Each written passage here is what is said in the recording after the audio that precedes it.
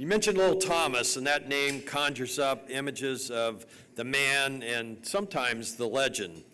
He was a broadcasting pioneer, a noted author, an adventurer, a friend of Tibet, a war correspondent, Fox movie tone narrator, a patriot, and someone who loved people and loved this country. For those of us in Dutchess County and at Marist College, he was also a friend and a neighbor.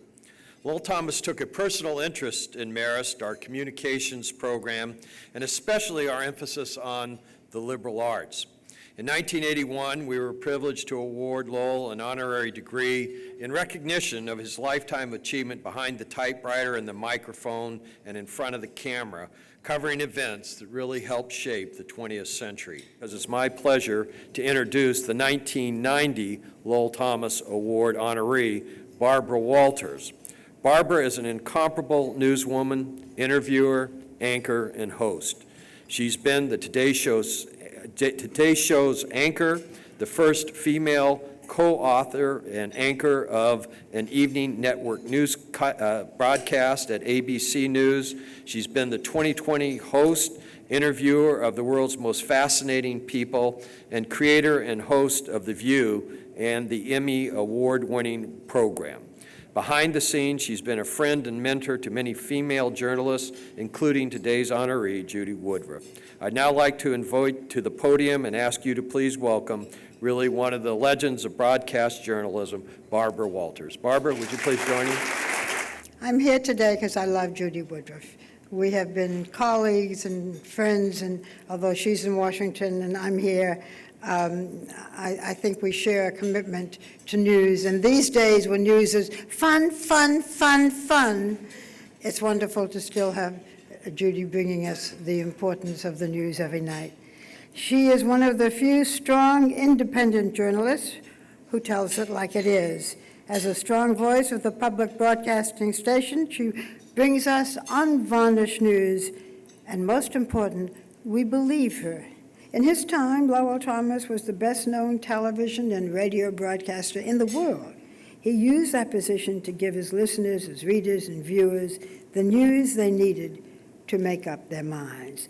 And today, we recognize Judy as a person whose life reflects the imagination, the humanity, and the pioneering spirit of Lowell Thomas. I think Judy is unique in what she does, and it's why I wanted to come here today and pay tribute to my colleague. So Judy, in recognition of those ideals and your accomplishments, Marist College is pleased to present you with the 2014 Lowell Thomas Award. Please come up.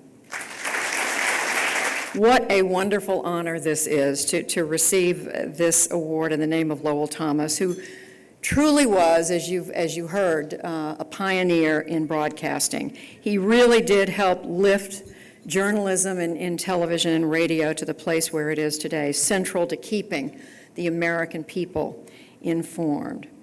And what an honor to be recognized by Marist, which, I have to say, as a political reporter, like all political reporters, we know it as home as one of the nation's most respected and highly regarded polling centers, the Marist Institute for Public Opinion.